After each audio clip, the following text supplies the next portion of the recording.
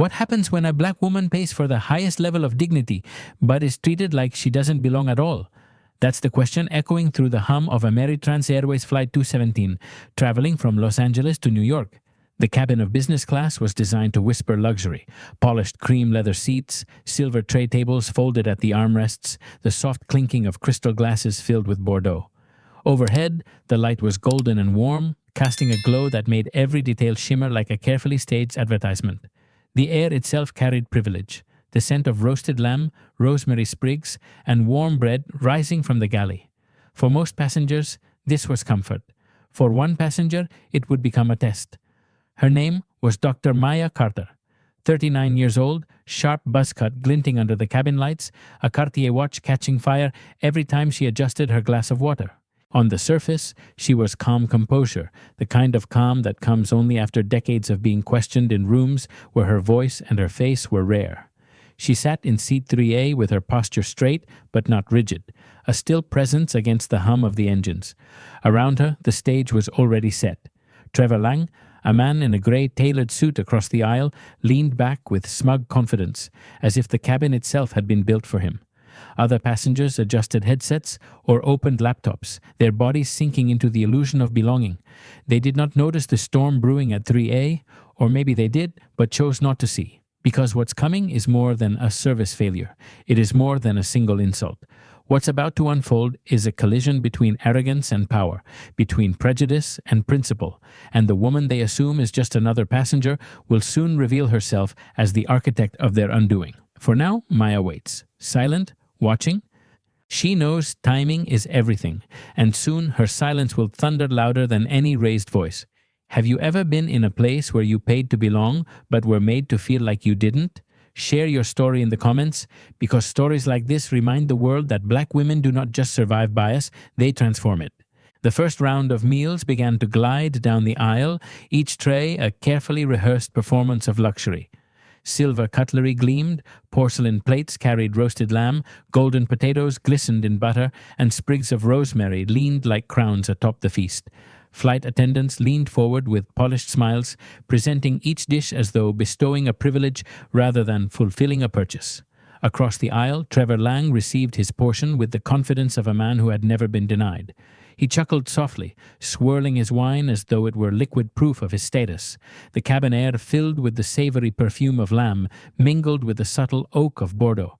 For him, the experience was affirmation. He belonged here, and the world would always confirm it. Maya Carter watched silently, her eyes following the small rituals of wealth, napkins unfolding, forks tapping, laughter bubbling from lips that had never once been forced to justify their presence. She had no reason to expect anything less for herself. After all, her seat was paid, her presence was legitimate, her right to this space unquestionable, at least in theory. Then came the disruption. Brooke Aldridge, the lead attendant, approached 3A with a tray that looked woefully bare. No polished porcelain, no lamb, no wine, no rosemary garnish. Only a single slice of plain white bread and a lukewarm glass of water, sweating condensation onto the linen cloth. Brooke lowered it without ceremony, her lips tight, her movements mechanical, her posture radiating indifference. No introduction, no acknowledgement, no smile. The contrast was brutal. Across the aisle, a man feasted under the glow of courtesy. Here, in 3A, a black woman was offered rations that echoed prison trays, not premium service. It was not just a meal withheld. It was a message delivered. Maya blinked once, her eyes lowering to the bread. Then she raised them slowly, her voice calm, but impossible to dismiss. "Excuse me," she asked evenly. "Is this my meal?" Brooke's lips curled, not with politeness, but with something sharper. "That's what's available for you tonight." The words cut as deeply as the tray itself. Around her, passengers shifted uncomfortably, a few smirking, others pretending not to notice. But already, eyes were watching, and one lens was recording. The stage was no longer private. The humiliation had just become public. Brooke Aldridge did not linger after placing the tray. She leaned in just slightly, enough for Maya Carter to catch the deliberate tilt of her chin. The tray was not just a mistake, it was a statement. And when Maya's calm question broke the silence, "Is this my meal?" Brooke's answer came with a blade hidden inside her tone. That's what's available for you tonight. The words were delivered softly, but their edges cut through the quiet hum of the cabin like shattered glass. Maya held her gaze for a long moment. She did not flinch, did not show the sting. Her eyes lowered once more to the pale slice of bread, sitting lonely on the white linen cloth, a bead of water sliding from the glass like a tear. It was a tableau of dismissal. Across the aisle, Trevor Leng raised his wineglass in mock salute, smirk curling across his lips as if he had been waiting for this moment to arrive. He sliced into his lamb with exaggerated flair, juices pooling across the porcelain, his eyes flicking back toward Maya as though to underline the contrast. Lamb and wine for him, bread and water for her. Behind Maya, a passenger stifled a laugh, the sound muffled but unmistakable. Another man angled his phone upward, pretending to scroll, yet the faint red light of a recording lens betrayed the truth. What was unfolding was not just seen, it was being captured. Brooke tilted her head, feigning sympathy now, as if to coat her words in sugar, while sharpening their edge. If it's not to your liking, she added, pausing for emphasis, you can wait until we have spares. She let the word spares hang in the air, heavy and humiliating. A verdict, a declaration. You are not first-class material. The insult was complete in less than 90 seconds. Maya inhaled once, slowly, measured. She exhaled with the same precision. Her fingers brushed the rim of her water glass, steady, composed. Outwardly, she was still. Inwardly, a storm gathered, quiet but merciless. And though Brooke turned away, smugness still etched into her face, something subtle had shifted. A storm in 3A had just been born. Humiliation in first class rarely stays strapped to the seat where it was delivered. It escapes. Fast, messy, unstoppable. In row 4B, Evan Brooks lowered his phone, eyes glinting with the thrill of having captured something juicy. 15 seconds of footage, a tray with a slice of bread, a glass of lukewarm water, the sharp smirk of an attendant, and the calm, unblinking stare of a black woman holding her silence like a weapon. He tapped upload. The status bar blinked once, then green. The clip was gone. Out of the cabin, out of their control. By the time the meal cart reached row 5, TikTok's algorithm had already swallowed it whole. Sandwiched between dance routines and comedy skits, the video titled First Class Only If You Look the Part hit hundreds of thousands of screens. Within 20 minutes, the views ticked past 300,000, then 500,000, then 1 million. Comments exploded like sparks on gasoline. Bread and water in 2025. Flying while black. This is it, on camera. This isn't about food, it's about dignity. From Atlanta, a college student reposted it with 4 words. Flying while black. Retweets shot upward like a flare. In Chicago, a travel blogger stitched the clip beside her own story of being randomly denied upgrades. In Houston, a retired Olympian captioned, "This isn't about lamb, it's about being told you don't belong." By sunrise in New York, the hashtags were everywhere. Wars Mealgate, Wars Flying While Black, Wars Hush, Wars Bread and Water celebrities chimed in. A Grammy-winning singer wrote, 2025 or 1955, my soul hurts. An Oscar-nominated actress added, her silence is the loudest scream. The meaning shifted. This was no longer about a tray. It was about belonging in spaces marked exclusive, and what it means when even money cannot purchase respect. The bread and water became a symbol, not hunger, but humiliation. And in 3A, Maya Carter still sat motionless, her eyes closed, posture perfect. To the untrained eye, she looked asleep. In reality, she was listening, aware that outside this cabin, her silence had already become a storm. Have you ever paid for a space, whether a flight, a hotel, or a job, only to be treated like you didn't belong? Drop yes in the comments if it's happened to you, no if it hasn't. Let's see how many of us know this feeling. The hum of the aircraft had always been background noise, steady and forgettable. But after the bread and water tray, silence fell around seat 3A like a storm cloud pressing down. The laughter, the cutlery, the clinking glasses, all of it felt sharper now, brittle, waiting to snap. Maya Carter sat still, her hands folded, her eyes heavy with composure. She had not argued. She had not raised her voice, yet her presence was already heavier than the air itself. Then, with one calm movement, she lifted her hand and pressed the silver call button. The chime was soft, barely more than a note. But in that cabin, it sounded like thunder. Heads turned, forks hovered midair, conversations stuttered and died. Passengers leaned forward, curious, nervous, phones tilting discreetly toward 3A. Some recorded openly now, making no attempt to hide their intent. Brooke Aldridge froze mid-aisle. Her shoulders stiffened as the sound rang, echoing like a summons. She turned, heels clicking with deliberate authority as she walked back toward Maya's seat. Her face carried the brittle smile of someone desperate to stay in control. Yes? Her voice was clipped, professional, but the edge was unmistakable. Maya looked up at her. Her tone was quiet, unflinching, weighted with dignity. I'd like to know why the passenger across the aisle was served lamb and wine, she said evenly, while I was given bread and water. The words traveled through the cabin like a knife through silk. Brooke hesitated. For a moment, her eyes flicked sideways toward the phones trained on her. Then she forced a shrug. Catering miscalculation, she said briskly. It happens. Maya tilted her head slightly, gaze steady, dissecting her like a specimen under glass. And your decision, she asked, was to deliver bread and water without explanation? It wasn't anger. It wasn't pleading. It was worse. It was clarity, stripping away excuses, leaving Brooke exposed in front of the entire cabin. Her throat tightened. She steadied herself, forcing authority into her tone. You got what was available, she replied, firm but not convincing. Phones zoomed closer. Passengers held their breath. And in that silence, it was clear. This was no longer a service complaint. It was a confrontation, a test. And Brooke was already losing. Minutes passed, though to those watching, it felt like hours. Brooke Aldridge disappeared toward the galley, her posture stiff, her pride cracking under the weight of every phone lens. The silence she left behind was louder than any apology. Passengers whispered, eyes darting between Maya Carter and the tray that had humiliated her. Then Brooke returned. Her arms cradled a proper tray this time, porcelain gleaming, lamb steaming, potatoes golden, a glass of deep red wine balanced carefully. Every step was calculated, her lips set into a professional line. She reached Maya's seat, leaned slightly, and placed the tray before her as though to erase what had happened. This is the correct meal, she murmured, almost defensive. Maya looked at it. For a long moment, she did nothing.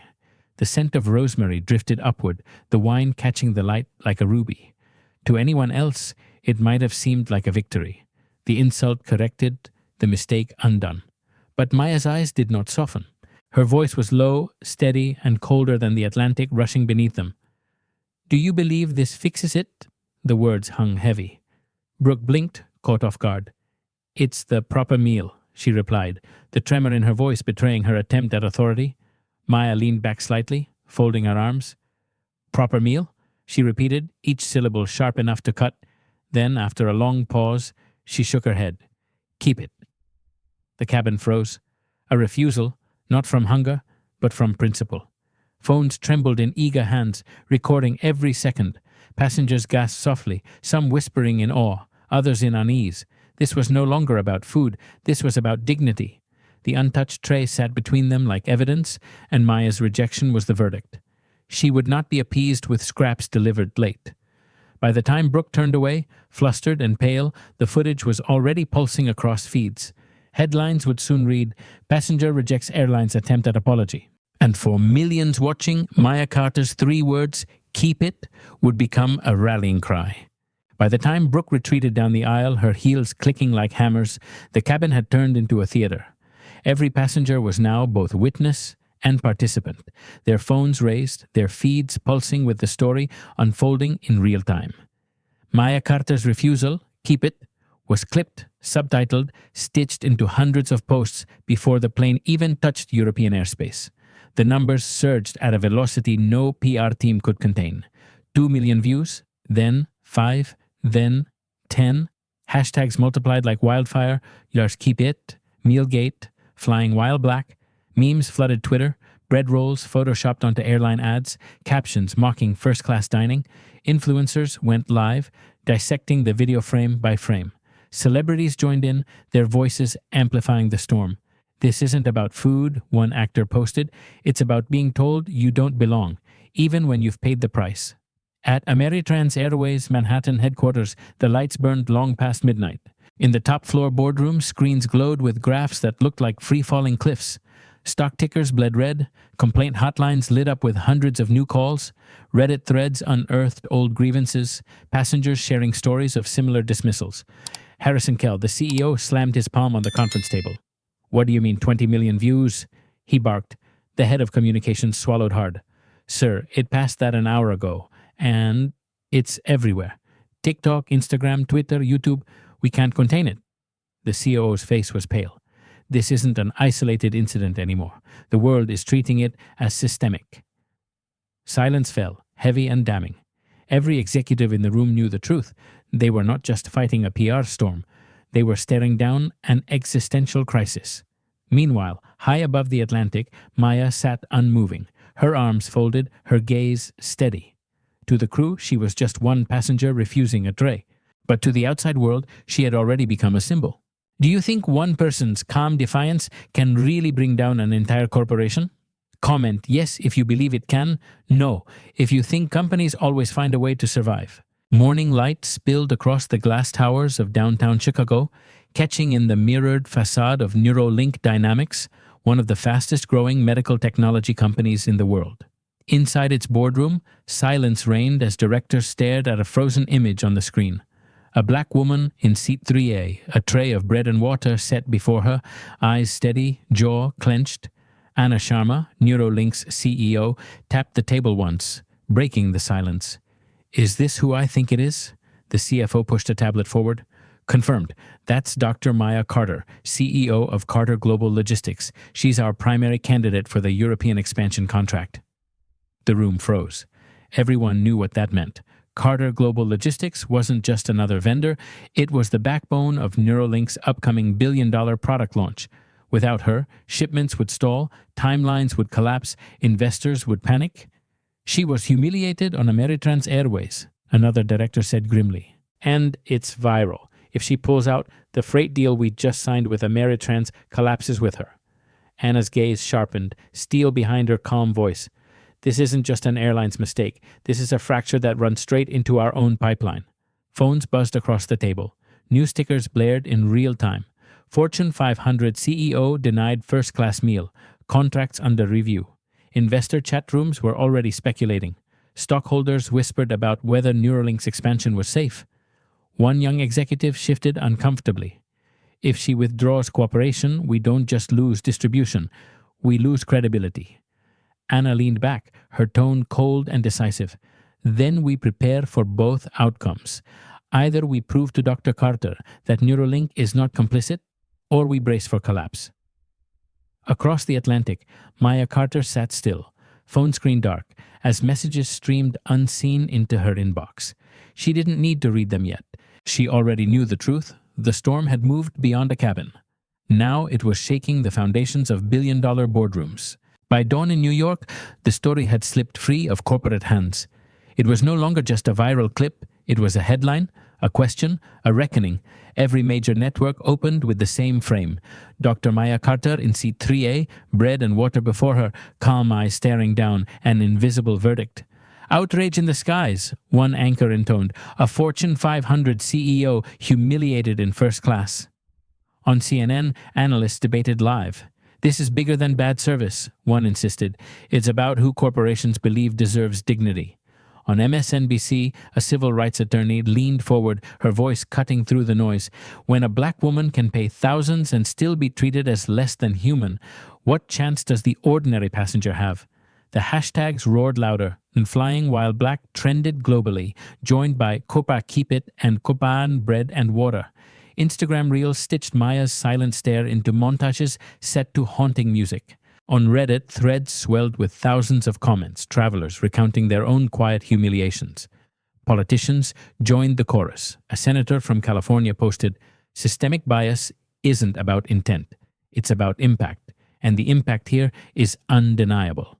Her post was retweeted over 200,000 times.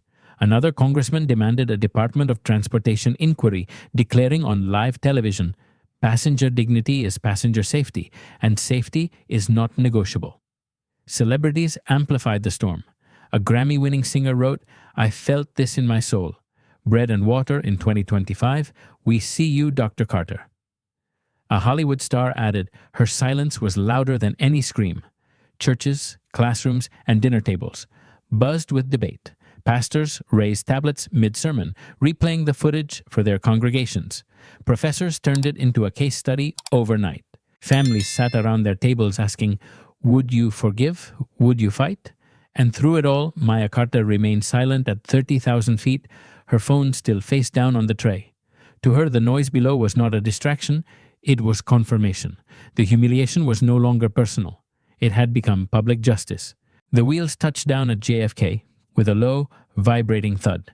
Passengers exhaled in unison, some already scrolling their phones, realizing the very flight they sat on was dominating global headlines. For seat 3A, however, the landing was not an end. It was ignition.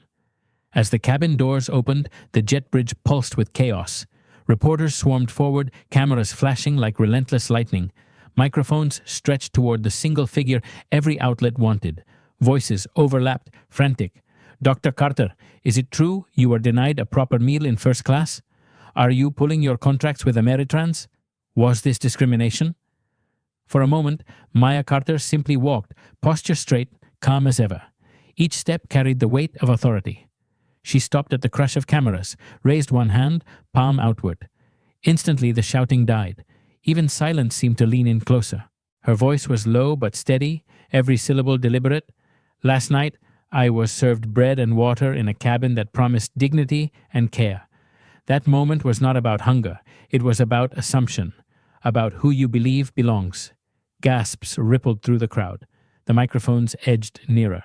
My company, Carter Global Logistics, holds contracts with airlines across the world, including this one, and after last night, those contracts are under review. Executives watching from Manhattan boardrooms blanched. Reporters' pens froze midair, then scratched furiously across their pads. Live feeds across 3 networks cut to her words in real time.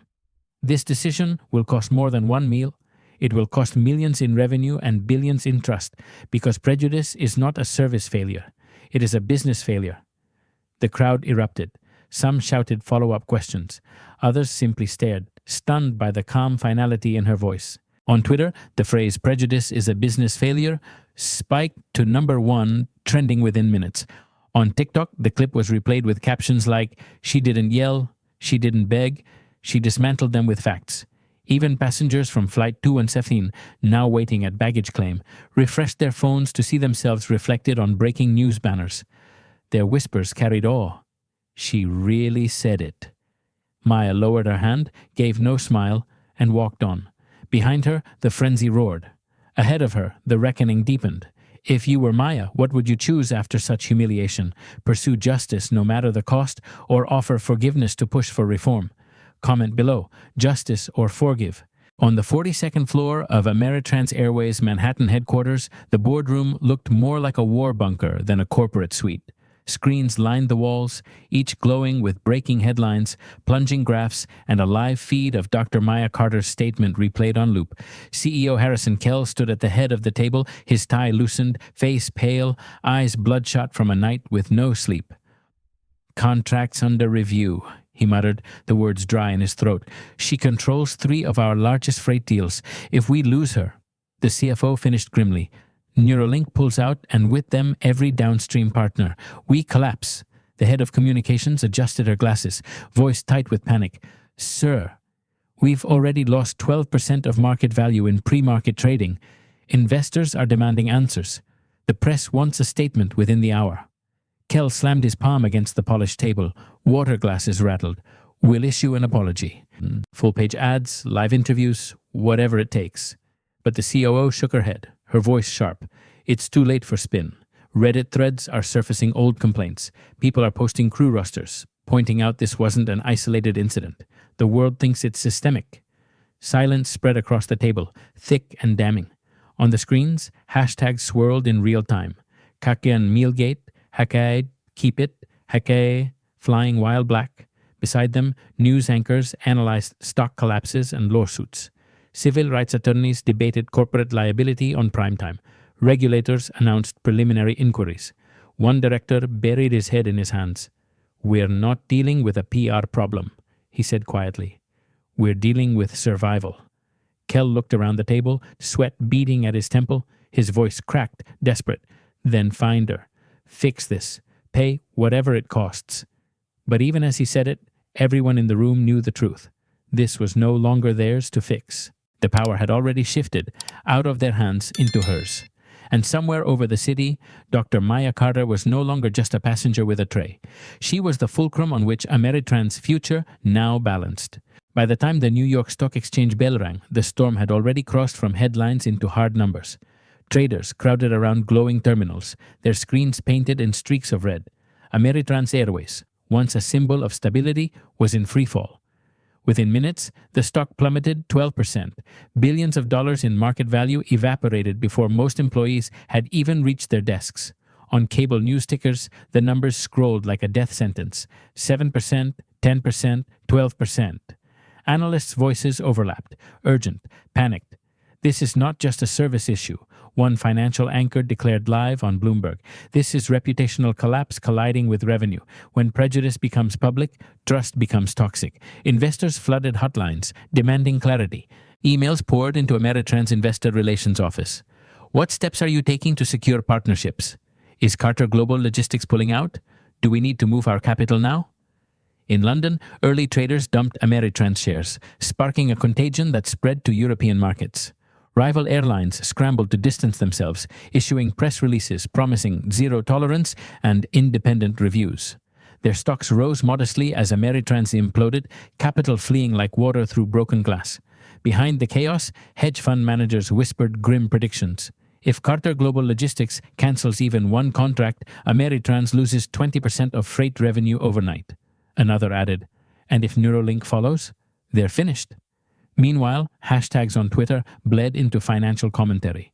Screenshots of Maya Carter's calm face paired with the words, "Prejudice is a business failure," circulated across LinkedIn, reposted by CEOs, consultants, and HR directors. The phrase was no longer protest, it was analysis. Inside trading floors, brokers shook their heads. "This isn't a dip," one said. "This is systemic. She's dismantling them with silence, and the market knows it." By noon, Ameritrans stock had lost nearly $4 billion in value, and somewhere in her hotel suite, Maya Carter poured a glass of water, watching the city skyline shimmer. She hadn't lifted a finger since her statement, yet the entire market had already rendered its verdict. By evening, the storm no longer belonged to Ameritrans alone. It had metastasized into something bigger, an argument woven into dinner tables, lecture halls, churches, and parliaments. On cable news, talking heads clashed in split screens. One host replayed the footage of Maya Carter refusing the lamb and wine. "This is dignity," she insisted. She didn't raise her voice. She didn't curse. She stood on principle. Another countered sharply, "But is she punishing too broadly? Should one airline collapse over one humiliation?" Editorials filled column inches. The New York Times asked, "Does mercy weaken justice?" The Guardian countered, "Mercy can be the sharpest form of justice." In op-eds, activists praised Maya as a mirror of systemic inequity, while corporate defenders warned of overreaction. On Twitter, hashtags battled like armies. Nia's no mercy surged, fueled by those who saw her refusal as righteous fire.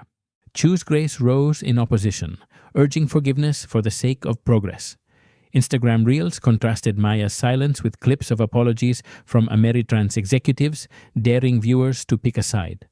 Celebrities amplified the divide.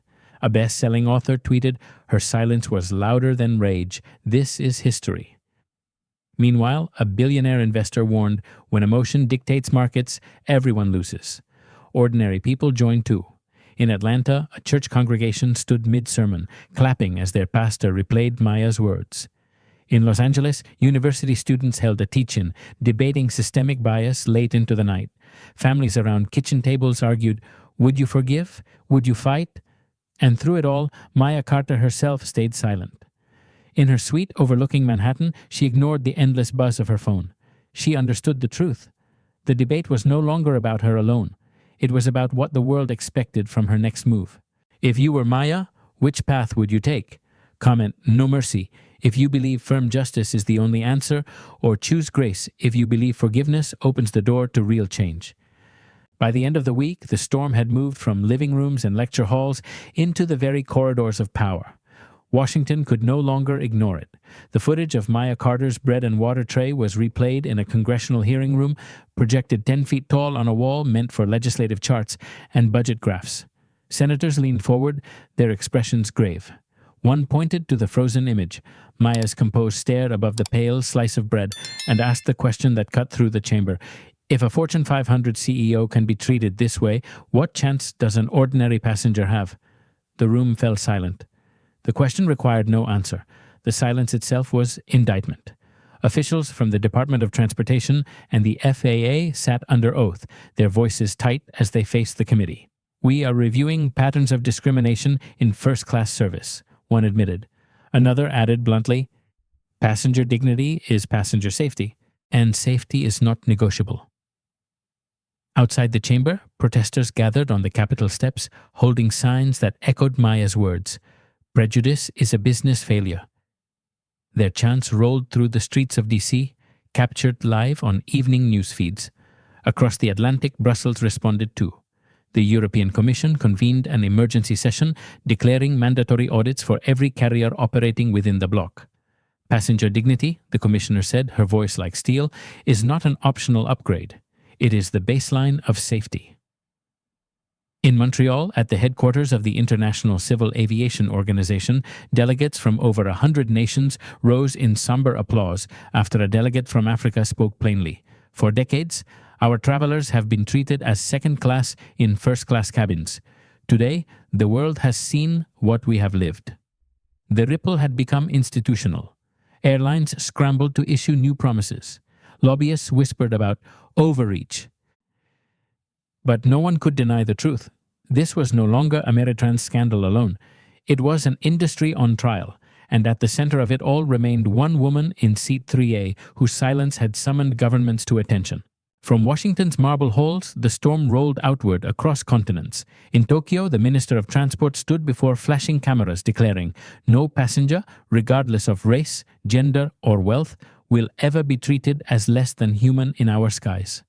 His words were echoed within hours in Seoul, Singapore, and Sydney, each government announcing new audits of airlines under their jurisdiction. What had begun with a single tray of bread and water was now rewriting aviation policy across Asia. In London, office workers gathered around screens in cafeterias, tea cooling in their hands, whispering fiercely, "Would you forgive if it were you?" One replied firmly, "Never. If she forgives, nothing changes." Another hesitated. "But if no one forgives, how do we ever move forward?" The argument spread like wildfire across pubs, classrooms, and subway cars. Meanwhile, in Atlanta, a pastor lifted a tablet mid-sermon, replaying Maya Carter's refusal. She did not raise her voice, he told his congregation, but her dignity thundered louder than rage. The church rose to its feet as one, clapping, some with tears glistening in their eyes. At universities, students organized teach-ins. Lecture halls overflowed as young people debated structural discrimination, printing flyers that read, "Justice is not optional, belonging is not negotiable." Across campuses, hashtags like Nakurseats for All and Opasho Dignity at 30K feet flourished, transforming digital outrage into activism on the ground. On social media, families shared their own stories. Mothers told their daughters, "That is what it means to hold your ground." Fathers told their sons, "Respect is not a courtesy, it is a right." Even airlines not directly involved scrambled to respond. Emirates announced surprise audits. Delta promised independent oversight boards. Smaller carriers in Europe rushed out statements of solidarity, terrified of contagion. And through it all, Maya Carter remained silent. She did not appear on television. She issued no interviews. Yet her stillness loomed larger than speeches. Her refusal echoed across pulpits, classrooms, parliaments, and dinner tables. The world was no longer just watching her. The world was quoting her, teaching her, praying with her words. At Ameritrans headquarters, the mood had shifted from panic to grim inevitability. The numbers were clear.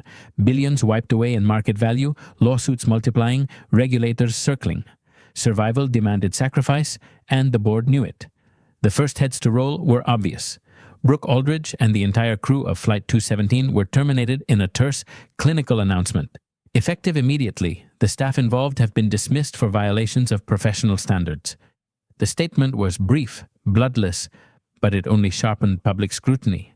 Passengers from past flights stepped forward, their emails and testimonies flooding social media. Former employees described Brooke as untouchable in uniform, her arrogance unchecked for years. Suddenly, the firing looked less like accountability and more like desperation. Within 48 hours, the cascade climbed higher. The vice president of customer service resigned under pressure. The COO followed, her face pale as she stepped past reporters, shouting questions. By the week's end, even senior directors began disappearing from the company's leadership page, their profiles replaced by silence. Analysts called it corporate triage, an airline cutting away pieces of itself to avoid total collapse. But investors weren't convinced. This isn't about bad apples, one Wall Street strategist warned. This is about a rotten orchard. Meanwhile, rival airlines moved swiftly to frame themselves as solutions rather than culprits. One European carrier unveiled a program titled Dignity in the Skies, promising independent oversight and public reporting. Stockholders applauded. Travelers reposted their pledge with cautious hope. Inside Ameritrans, CEO Harrison Kell struggled to hold the pieces together. "We can still survive this," he told the board, his voice thin, eyes hollow. But even he knew firings and resignations were only stopgaps. What the world demanded was not scapegoats. It was systemic change. And as more careers fell like dominoes, one truth solidified. This was no longer Maya Carter versus one flight crew. This was an industry being forced to look into a mirror it had long avoided. In her penthouse suite overlooking Manhattan, Maya Carter stood by the floor-to-ceiling windows, city lights glittering below like scattered jewels. News tickers scrolled endlessly across muted screens. Ameritrans CEO under fire. Executives resign amid scandal. Dignity in the Skies initiative launched. The world called it victory. To Maya, it was only the opening move. She held a leather-bound notebook in her hands, pages filled with precise handwriting, names of board members, timelines of contracts, clauses buried in legal agreements. Every line was a thread, and Maya had learned long ago that pulling the right thread could unravel entire empires. Her phone buzzed on the marble table. A dozen missed calls from journalists, 5 from regulators, 3 from global CEOs desperate to salvage ties. She ignored them all. Instead, she poured a glass of water and returned to the window. Silence was her sharpest tool, and she wielded it like a surgeon's blade. To the public, her refusal of lamb and wine had become a symbol. To governments, it was a case study. To corporations, it was a warning. But Maya understood the deeper truth. Symbols fade unless cemented into systems. She replayed the bread and water moment in her mind, not as humiliation, but as leverage. It was proof, documented, viral, immortalized, and with it, she could demand more than apologies. She could demand reform. Her advisors urged her to speak again, to seize the stage while cameras begged for her voice. She resisted. Timing mattered more than noise. The longer she waited, the more desperate Ameritrans became, the more concessions the industry would offer. Outside her window, the city pulsed with restless energy. Inside, Maya remained still, her silence deliberate, her mind already several moves ahead. This was not triumph, it was positioning. Not revenge, but architecture. She wasn't interested in one airline's collapse. She was interested in rewriting the altitude at which dignity began. And she knew the next word she spoke would not simply answer the world's questions. It would decide the shape of its future. 10 days after the scandal first erupted, the world waited in restless anticipation. Rumors swirled. Was Maya Carter negotiating privately or retreating into silence forever? Networks kept countdown clocks in the corner of their screens. Hashtags trended hourly. And then, without warning, her image appeared. Not in a crowded press conference, not flanked by executives, but alone, framed against a simple backdrop of polished oak.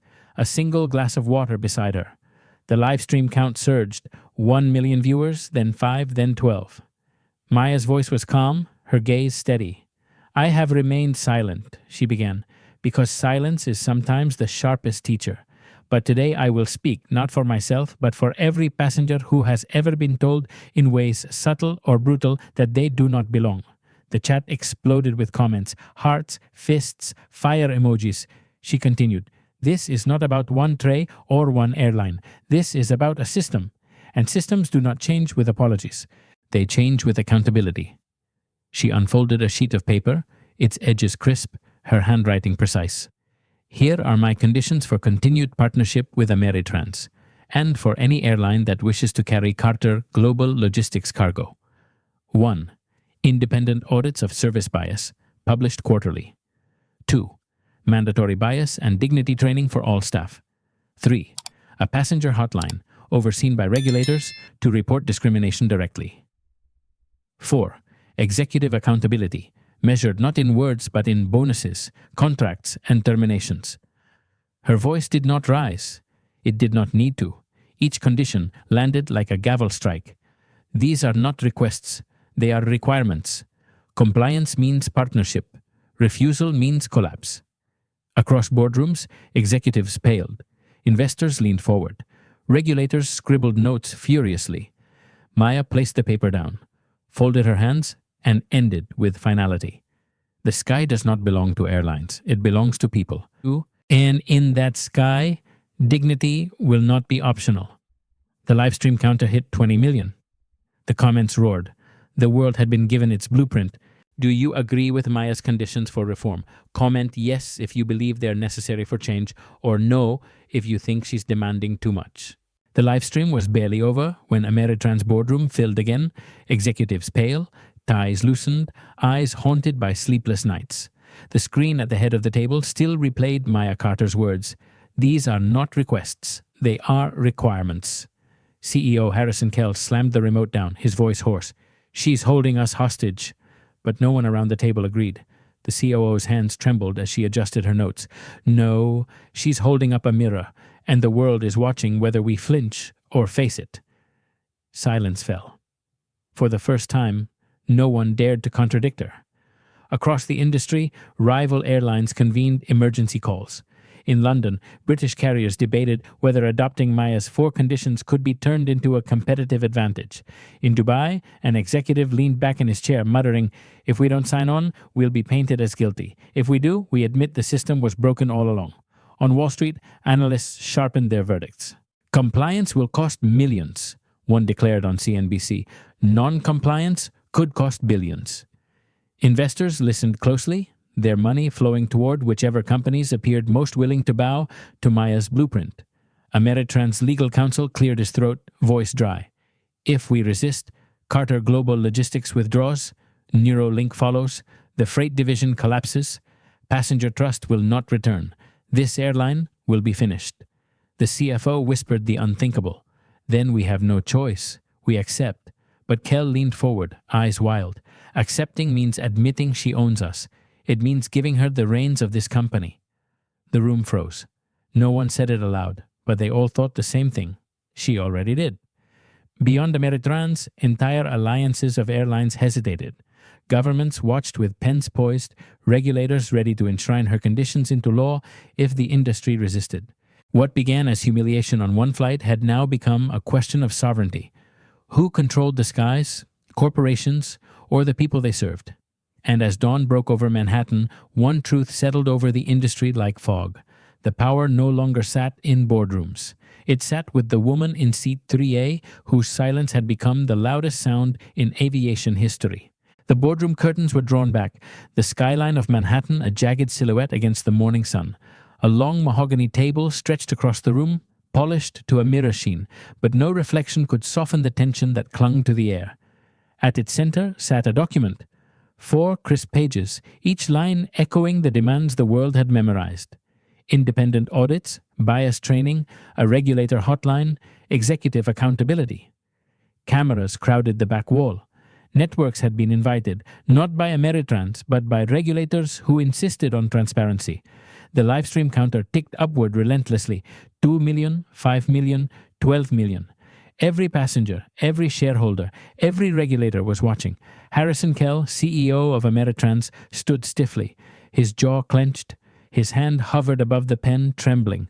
To his left, the general counsel whispered urgently, "Sign, it's survival." To his right, the CFO's face was ashen. "If you don't, we collapse by week's end." Kell swallowed hard, his pride fighting his fear. Then he looked up, straight into the cameras, and for the first time in his career admitted defeat. His signature scrawled across the page, uneven, rushed, The sound of the pen scratching paper echoed louder than applause. The moderator, a federal regulator, lifted the document and declared, "As of this moment, Ameritrans Airways commits to full compliance with Dr. Carter's conditions. This agreement will be legally binding and enforceable." The room erupted, not with cheers, but with the blinding staccato of camera flashes. On social media, the news broke instantly. Ameritrans signs Carter Accord. Hashtag surged anew. Shiakar's Carter Accord. Shiata, dignity in the skies. Some celebrated, calling it history in the making. Others debated fiercely. Was this reform or capitulation? In her hotel suite, Maya Carter watched the broadcast in silence. She did not smile. She did not gloat. Her only gesture was to close her notebook, slide it back into her leather bag, and whisper softly to herself, "This is only the beginning." For the first time in aviation history, the balance of power had shifted, not through protests in the streets, but through one woman's refusal to accept bread and water in silence. The ink on the Carter Accord was barely dry when the tremors rippled outward. Inside Ameritrans headquarters, employees huddled in break rooms, watching the live stream replay on their phones. Some clapped softly, relief on their faces. "Finally," whispered a young attendant, tears slipping down her cheeks. "Maybe now they'll stop looking at us like we're disposable." Others shook their heads in disbelief, muttering, "She just rewrote our entire industry with 4 pages." On the concourses of airports from Atlanta to Amsterdam, passengers stood before glowing television screens, luggage at their feet. Strangers spoke to one another with unusual intimacy. She did what no one else could. Do you think this will really change things? Parents pointed to the headline ticker and told their children, "That's what courage looks like." Social media became a second parliament. Threads dissected every clause of the accord. Activists hailed it as a milestone. From bread and water to reform, history in 10 days. Critics warned of overreach, a single CEO dictating policy, dangerous precedent. The divide was sharp, but the attention was total. In Lagos, commuters on crowded buses erupted into cheers as the news spread through WhatsApp groups. In São Paulo, graffiti artists sprayed walls with Maya's profile. Beneath it, the words, "Dignity is not optional." In Mumbai, a university lecture paused mid-class as the professor announced, "A new chapter of aviation history was signed today." Even the stock market responded. Rival carriers saw modest upticks, investors rewarding those quick to pledge adoption of similar reforms. Ameritrans stabilized, its freefall halted, but only barely. Analysts noted grimly, compliance has bought them time, not redemption. Poor, and through every reaction, celebration, skepticism, relief, one truth pulsed beneath it all. A passenger had become an architect, a single refusal reshaping global expectation.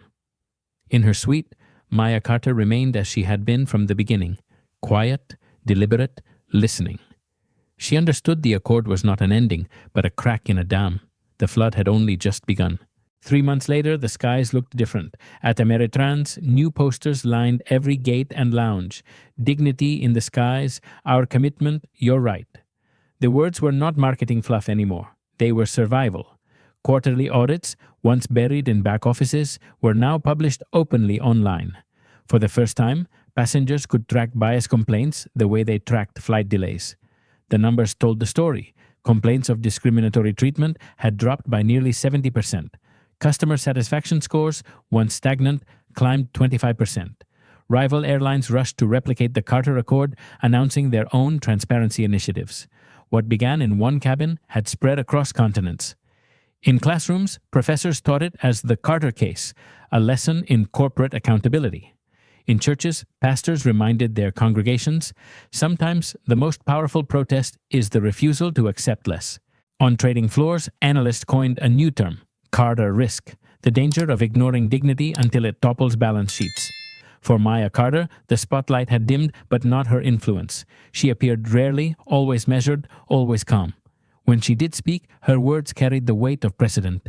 Executives no longer saw her as just a logistics CEO. They saw her as the woman who taught the world that silence could roar louder than outrage. At airports from Lagos to Los Angeles, passengers whispered her name when attendants offered service with unusual care. A flight attendant in Dubai adjusted a tray, murmuring to a colleague, 3A changed everything. And still, in the memory of millions, The moment remained clear. Bread and water on white linen, a calm refusal, 3 words: keep it. From humiliation to reform, from silence to systemic change, one woman had turned the skies into a courtroom. And won. What about you? Have you ever faced a moment where you had to choose between silence and standing tall? Share your story in the comments. Your voice may inspire the next wave of change. And if you believe dignity should never be optional, hit like and subscribe because this fight is bigger than one flight.